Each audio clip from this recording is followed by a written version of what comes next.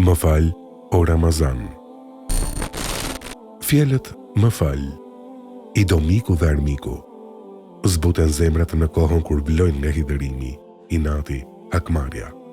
E thë babai i njerëzimit Ademi alayhis salam kur gaboi. Është pjesë e fjalorit e njerëzve më të mirë që njohu njerëzia, pejgamberët e Allahut. Mbretër e burrshtetas e shqiptuan kur gabuan karshi popullit të tyre. Pejgamberi Muhammed alayhis salam e thoshte dhe i mësonte të tjerat që ta thonë. Këtë fjalë e tha edhe burri i madh i këtij umeti, Omeri radiallahu anhu.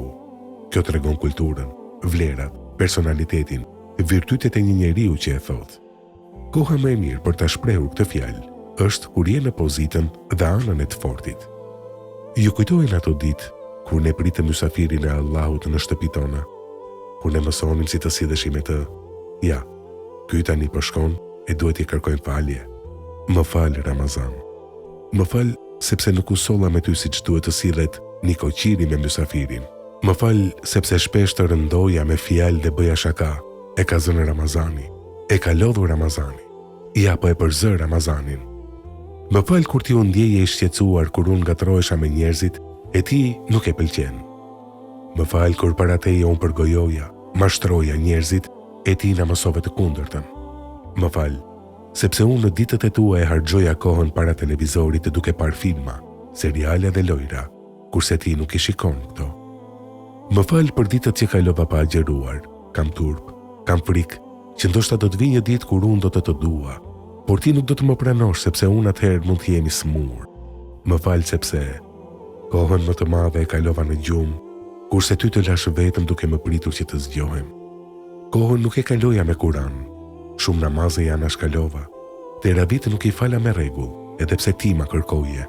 Sofrën unë e mbushja plot, e ti më thoje, ndaj edhe pak për të varfrin. Ramazan, më fal.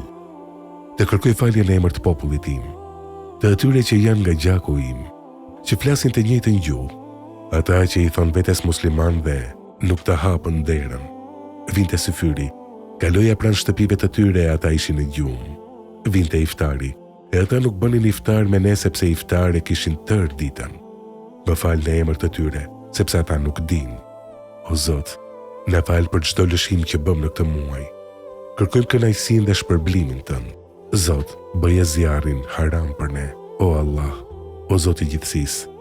Në fladit atë ditë, ku nuk ka flad pos fladit që ti na ofron. O Zot, ashtu si që gëzoheshim në kohën e iftarit, na mundso të gëzohemi ditën kur të takojmë ty. Ndihmona ta mposhtim epshin, armikun ton. O Zot, çdo muslimanin mbi rrezullin toksor, ruaja gjakun, pasurinë dhe nderin. Amin.